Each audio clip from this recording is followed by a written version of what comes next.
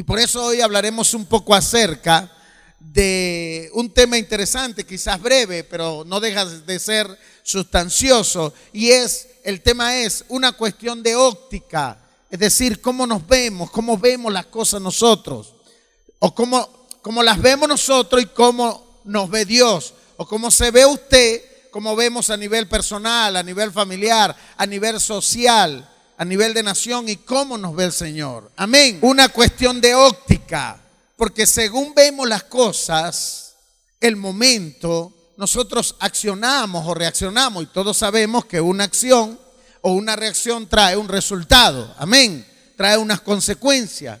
Entonces, el punto es cómo nos vemos nosotros mismos, cómo nos vemos a nivel familiar, a nivel personal, a nivel congregacional, a nivel de sociedad, cómo nos vemos cada uno de nosotros. Y vamos a leer una historia bien interesante que nos aclara muchas veces cómo nos vemos nosotros y cómo nos ve el Señor y cómo nos ve su palabra. Y cómo Él nos envía su palabra para que aprendamos a vernos y a vernos como Él nos ve y hablar el idioma y el lenguaje que Él nos habla. Amén. Allí en el libro de Jueces, capítulo 6, desde el versículo 1 al 16, le va a aparecer en pantalla. Oiga lo que dice la Biblia. Dice, los hijos de Israel, siempre nosotros como iglesia, hoy nosotros somos ese pueblo, ¿verdad?, espiritual de Israel, pero siempre como iglesia, cuando usted ve una consecuencia negativa ante una persona que aparezca en la Biblia o el pueblo de Dios, es el resultado de haberse desviado de la palabra de Dios. Es impresionante cómo la gente es terca, querido hermano, y una de las cosas que las destruye es hacerse fuerte en sus propias ideas y dejar a un lado los consejos de Dios. Eso es terrible. Y hay gente que echa a un costado la palabra de Dios y se quiere hacer fuerte en sus propias ideas, en su propio concepto, pensando que el mundo, y ya vamos a leer, tranquilo, pensando que esta sociedad, pensando que el mundo le va a presentar algo que va a llenar toda su vida. Cuando es falso, es mentira. Se parece al vendedor que llegó el tipo era el mejor vendedor y dijo, yo tengo que venderle a una viejita anciana que vivía en una montaña allá arriba su producto, y el producto era la mejor aspiradora que había en ese momento. Y subió hasta allá y quiso venderle la aspiradora y llegó, y como era un vendedor, el mejor vendedor, no dejó hablar a la señora y entró y le dijo, mire señora, este es el mejor producto. Se lo vendió como que ese producto iba a solventar todos los problemas de la vida de esta señora. Y entró y no la dejó hablar y tomó de la chimenea ceniza y la regó en una alfombra que tenía color claro en la sala, y entró y sacó un pote de basura y lo tiró allí, en la basura de un pipote, y de repente le dice, mira, y esta es la mejor aspiradora y yo le prometo que si esto no le recoge todo eso, yo me como toda esta basura. Y la señora le dice, pues bien empiece, porque aquí no tenemos electricidad. Entonces así se nos vende, este mundo nos vende cosas que mira, se te va a acabar el problema, te vas a sentir mejor, y echamos la palabra de Dios a un lado. Y es mentira, accionamos según lo que el mundo nos presenta y según la acción van a venir resultados.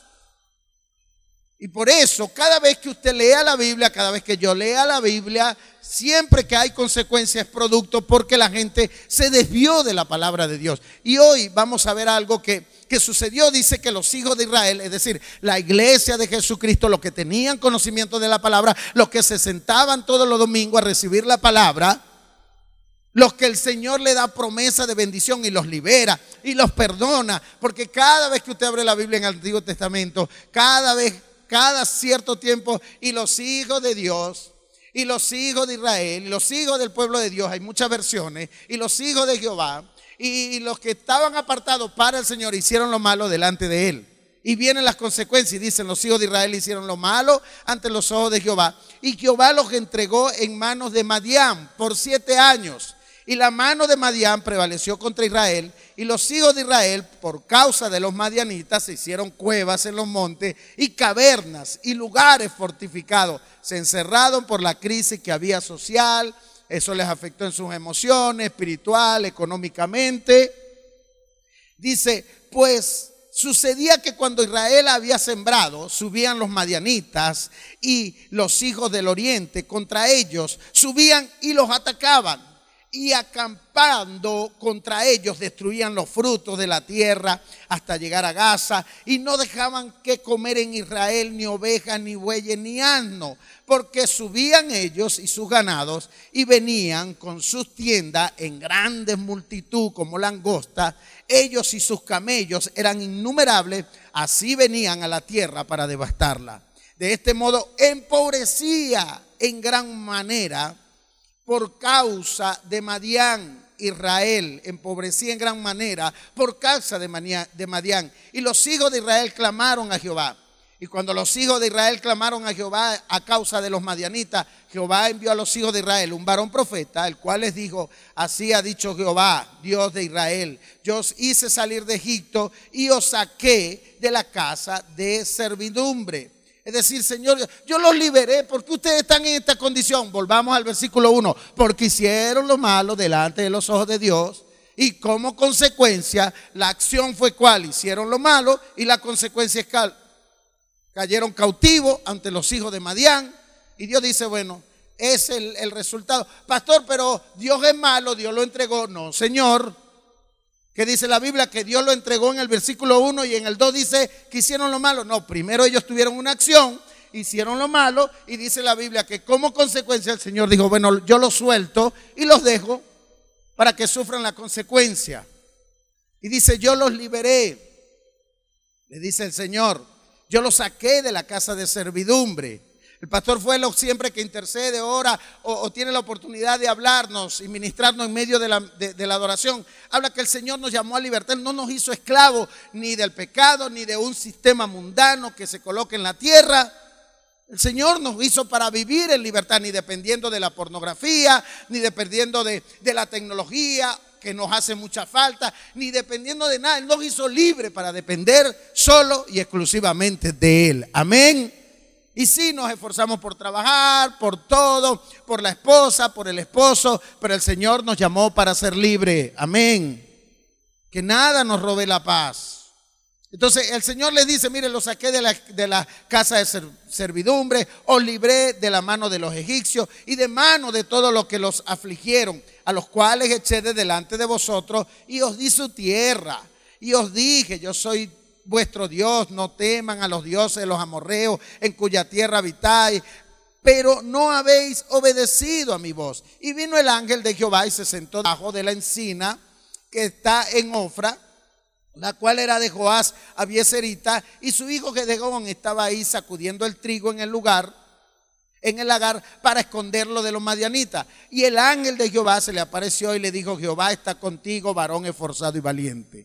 Y Gedeón le respondió, ay, Señor mío, si Jehová está con nosotros, ¿por qué nos ha sobrevenido todo esto? ¿Y dónde están todas sus maravillas que nuestros padres nos han contado, diciendo, no nos sacó Dios de Egipto, y ahora Dios nos ha desamparado y nos ha entregado en manos de los madianitas?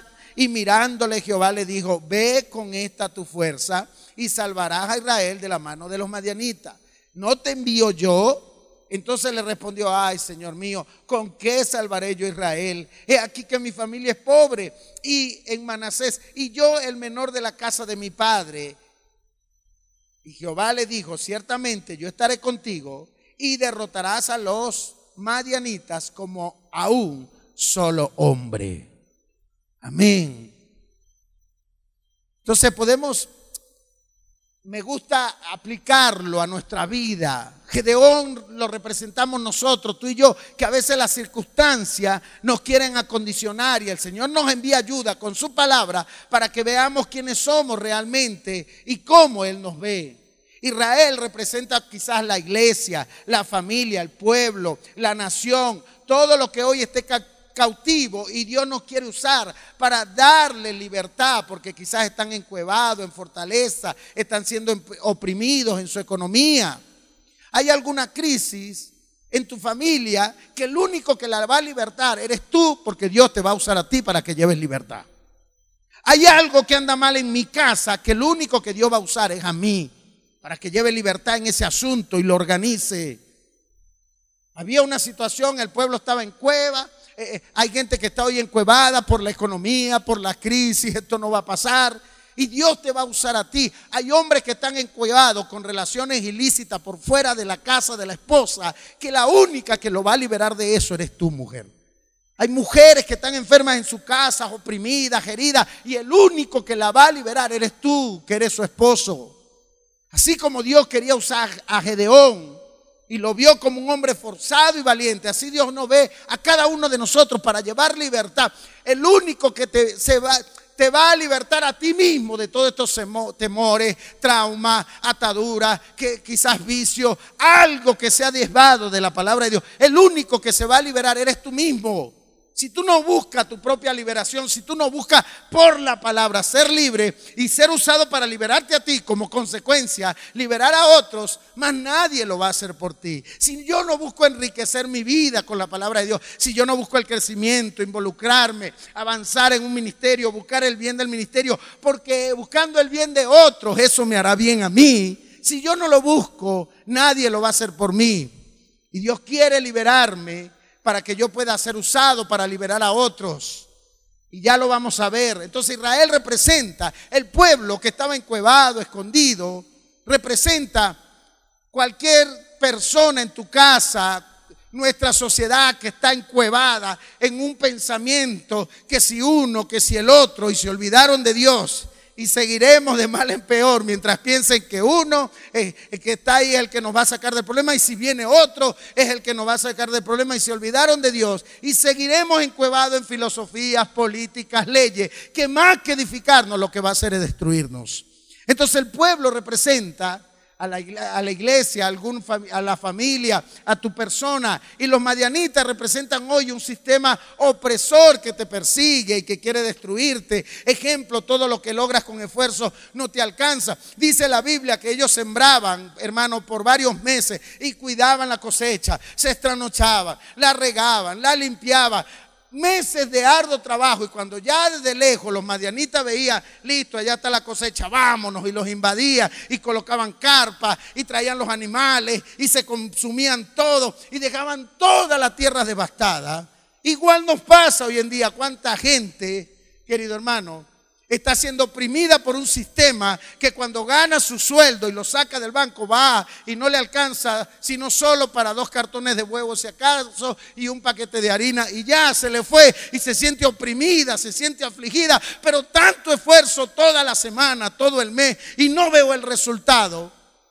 Y eso representa a los madianitas, un sistema que está destruyendo a la gente. Y tú y yo representamos a ese Gedeón, que Dios quiere usarlo para liberar a las personas, que Dios quiere hacernos ver quiénes somos realmente por su palabra. Y el ángel o el profeta representa hoy la palabra dada, y a través de ella se nos muestra cómo se nos ve. Siempre Dios va a ver a su palabra. Dice que el hombre estaba ahí todo desanimado trabajando y llegó un ángel, se sentó ahí en una mesa, en una piedra, ahí, y se empezó a hablar con él, hombre forzado y valiente. Ay, mi Señor, qué forzado. Fíjese el contraste. ¿Cómo lo ve Dios? Como un hombre forzado y valiente, y él se ve como un pobre que no sirve para nada, que mi familia. Igualito a David, cuando fueron a buscarlo. David no se sentía digno de ser tomado en cuenta por un proyecto de Dios, porque él veía las circunstancias y decía, no, yo no tengo la capacidad. Así era Gedeón, no, que voy a liberar yo a este pueblo, mira cómo estamos, todos encuevados, nos roban la comida, yo aquí tratando de esconder un poquito porque estamos desnutridos, no tenemos comida, no tenemos dinero, Dios se ha olvidado de nosotros, yo soy el hijo de una familia que es la más pobre de todos los que estamos aquí. Entonces el punto es que cuando Dios se le presenta a Gedeón, este estaba totalmente desanimado. Y hacía tiempo que ya los madianitas le amargaban la vida al pueblo de Dios, saqueaban las tierras de los israelitas y se llevaban lo mejor de la cosecha. En ese mismo momento Gedeón estaba trabajando para esconder el trigo. Ahora note el marcado contraste entre el saludo del ángel de Dios y la respuesta de Gedeón. El ángel se refiere a él como hombre esforzado y valiente, pero el joven israelita no se sentía ni valiente ni esforzado. Al contrario, solamente podía pensar en que su familia era pobre y que él era el último de la casa. ¿Qué tal? Igualito a David cuando el Señor lo llama, igualito a ti y a mí pensamos, no, yo no soy el que voy a solucionar esta crisis en mi casa. Yo no soy el que voy a hacer que cambie mi hogar o mi economía. Yo no soy el que, porque tú te estás viendo según tu capacidad. Yo no soy tan fuerte para salir de esta debilidad que tengo, que me ata, que me consume, que me destruye y que quizás nadie sabe. Tú te ves menos de lo que Dios te ve a ti. Y no me digas que Dios no sabe tus debilidades ni las mías. Claro que sí la conoce. Él sabía. ¿Y qué le dijo el ángel? Ve con tus fuerzas. Es decir, lo poquito que te queda, dale con eso que sí lo vas a solventar. Dale. Yo me encargo del resto.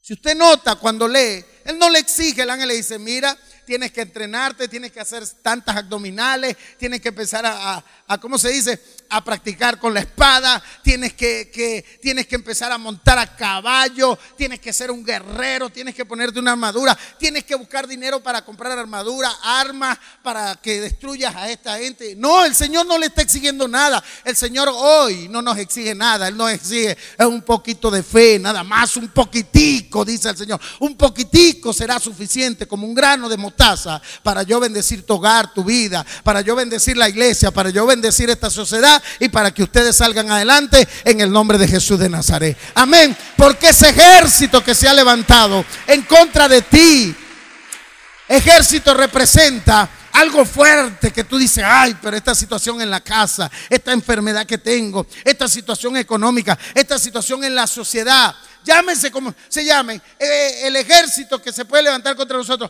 bueno, la construcción, el avance, pero ese ejército el Señor le dice, tú lo vas a derrotar. Si vas con esa poquita fuerza creyendo en mí, tú lo vas a derrotar como si fuese un solo hombre. Entonces nosotros a veces vemos las cosas más grandes de lo que son. Engrandecemos lo que Dios ha minimizado y hacemos más alto aquello que Dios ha hecho tan pequeño y que le podemos pasar por encima. Entonces el hombre no se sintió capacitado y oiga lo que enseña la Biblia, que así fue David también. Personas que David no se sentía naturalmente escogido como para que Dios lo tomara en cuenta para él asumir el compromiso de liberar a un pueblo y de ir contra un gigante. Entonces el punto es, querido hermano, que no, dígale a su hermano, no seas igual que los demás, dígale. ¿Por qué yo me tengo que sentir igual que el otro que no lo logró, que no pudo? ¿Por qué yo me tengo que sentir así? No, Señor, yo voy con la poquita fuerza que tengo, ya no quiero ni caminar, estoy destruido, estoy destruida, no sirvo, no valgo, no sé, Señor, no he logrado nada, cada vez me equivoco, cada vez meto el pie, la pata, el cuerpo completo. Señor, pero la poquita fuerza que me queda, con esa poquita fuerza yo voy a ir en tu nombre. Entonces no seamos igual a los demás, porque aquel no lo logró, no, porque aquel cerró el negocio, yo también lo voy a cerrar. No, porque aquel se le destruyó el hogar, no, a mí también. No, ya nosotros tenemos años con esta situación, pastor, en mi familia, en mi casa, o yo tengo tantos años con esta forma de pensar que es difícil que yo salga de ahí. Entonces, porque los demás no lo han logrado, tú no lo vas a lograr. ¿Quién dijo eso? Por otro lado, mire, estaba acostumbrado a que nadie le tuviera en cuenta para asumir proyectos de Dios. Dígale a su hermano, no te acostumbres, dígale, a que no te tomen en cuenta. Que cuando usted se le llame, que cuando el Señor lo llame para hacer algo, usted lo asuma. Porque Dios lo que quiere es la obediencia. Él no te está pidiendo, tienes que estudiar teología. Y si puedes estudiar teología, gloria a Dios. Tienes que ir a un instituto bíblico y si puedes estudiar. Y tienes que estudiar toda la Biblia en un mes, en 2 meses. Y está bien si tienes esa capacidad y puedes hacerlo. Pero Dios lo único que nos pide, ve con tu fuerza, Señor, me sé solo Juan 3:16. De tal manera amó Dios al mundo. Bueno, con ese solo, Juan 3:16, ve, dice Dios, y eso será suficiente para que derrotes a todo lo que se te levanta en ti, a tu casa, en esta sociedad. Eso será suficiente, dice Dios. Y de ahí en adelante Dios dará el crecimiento. Ahora, mirando entonces sus recursos, exclamó con toda naturalidad, es que con qué salvaré yo a Israel, le dice. Entonces la enseñanza es que no te acostumbres a la escasez. No es malo ser ambicioso. El pastor, usted se lo perdió, el pastor Antonio hablaba el viernes de eso. La viuda, el Señor le dijo, Eliseo, el profeta, le dice, mira, busca las vasijas para llenarte. El aceite representaba dinero, plata. ¿Usted cree? Yo me imaginaba que yo fuese esa mujer, o si me tocase el papel de hombre ahí en ese momento. Mire, yo me meto hasta en los baños de los vecinos, le saco las poncheras, le volteo las matas, aunque los materos traen huequitos, pero Dios tenía que hacer el milagro ahí para que se taparan esos huecos y el aceite no se derramara. Le vaciaba los materos, después se los pagaba porque iba a tener mucha plata. Pero ella no fue ambiciosa. Ella buscó lo poquito y lo puso allí. Y Señor, no hay más. Y los hijos, sí, no hay más. Uno de los puntos que él decía, hay hijos, hay muchachos jóvenes que no están estudiando, que pueden trabajar y proveer para su casa, para salir de una condición crítica. Entonces el punto es que la ambición no es mala. Ahora, que la ambición te arrope y quieras destruir, no. Pero en este caso la Biblia a veces nos coloca de que, ve por más porque hay más para ti. Puedes lograr más. Así que no es mala la ambición, no es pecado la ambición. Y esta mujer lo que hizo, la Biblia no lo registra, pero le alcanzaría para los estudios, para vivir unos meses con comida, cuando pudo haber llenado aceite y tener un galpón lleno. Yo busco las pipas, busco un camión cisterna, hasta los camellos que tienen dos jorobas de almacenamiento de agua, que beben agua y duran un año sin beber agua. Bueno, hasta camello yo hubiese buscado para que tomara aceite y me lo tuviera ahí reservado. Después lo mataba, le sacaba el aceite, pero de que iba a tener abundancia, iba a tener abundancia. Me doy a entender. La ambición no es mala. Sé ambicioso, porque Dios tiene. Es que pobre nací, pobre seré y pobre me quedaré.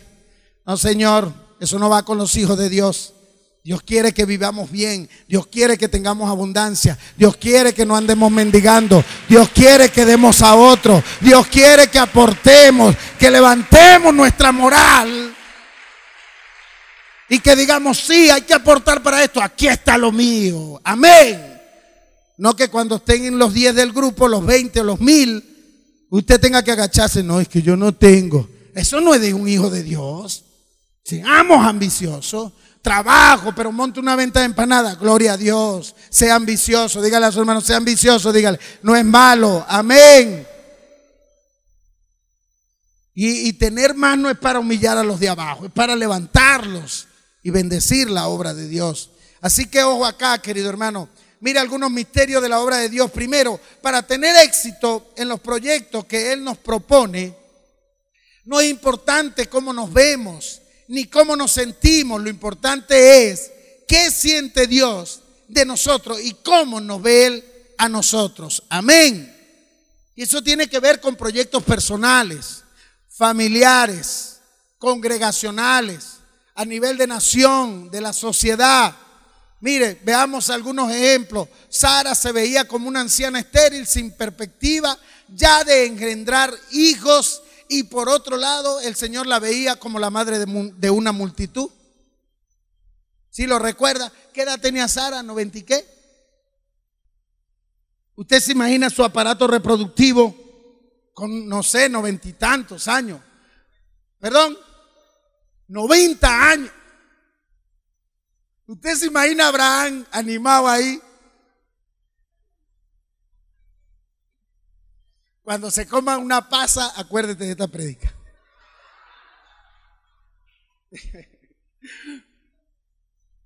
El punto es que ella no se veía, pero Abraham y Sara tuvieron a Isaac. Isaac tuvo a Jacob. Jacob tuvo 12 príncipes del pueblo de Dios y esos llenaron la tierra. El Señor ya la veía así. Entonces, ¿por qué tú y yo nos tenemos que sentir estéril? Yo no amo a Norma ya. Dios no me ve así. Decíamos el domingo pasado que el amor no es como si el amor fuese un recurso no renovable. Claro que se renueva, se alimenta, se riega, se hace crecer, pero si te mantienes en la rutina, obvio. Entonces, ¿por qué nosotros nos vamos a hacer? Nos vamos, como que ya yo no puedo tener, no puedo lograr, no puedo dar a luz un sueño, no puedo cambiar esta situación, no podemos. Todos trabajamos, querido hermano, y seguro nuestra nación saldrá adelante. Le decía ayer a un hermano que me lo conseguí cuando salí de aquí de la prédica, hablábamos del trabajo, yo le decía, mire hijo, la gente que no tiene el espíritu que nosotros tenemos, insiste y persiste en ser corrupto, porque la corrupción se ha metido en todos los ambientes, hasta en los más bajos, hasta en de los más populares, los niños, de los barrios, toda la corrupción se ha metido hasta allí. La gente persiste e insiste en hacer lo malo. Nosotros los hijos de Dios persistimos e insistimos en hacer lo bueno en el nombre de Jesús. Y veremos al final quién va a ganar. Veremos al final a quién le va a ir bien y qué va a prevalecer. Entonces nosotros a veces nos sentimos estériles. Ya no puedo producir amor para mi pareja.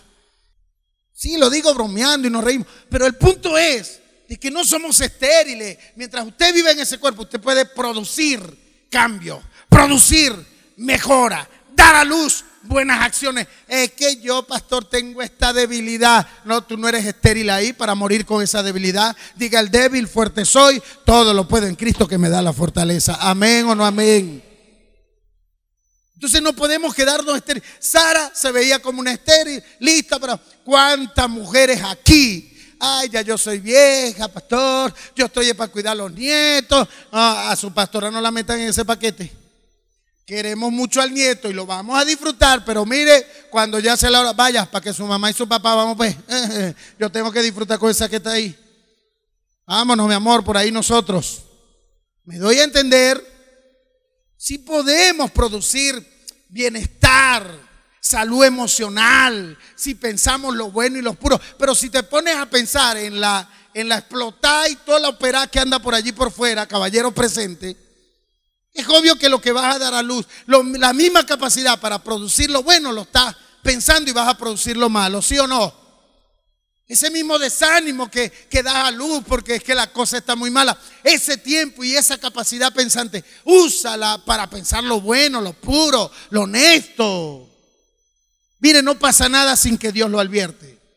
Tú puedes sentir, hey, hay un problema, viene algo raro, vamos a guerrear en el nombre de Dios. Voy a dar a luz algo bueno porque yo percibo y discierno que algo raro está en el ambiente. Me levanto en el nombre de Jesús y voy en contra de todo aquello que quiere perturbar mi casa y mi vida. Entonces, si podemos, jóvenes que están presentes, adolescentes, las muchachitas están empeñadas en abrir las piernas antes del tiempo, bendito sea Dios.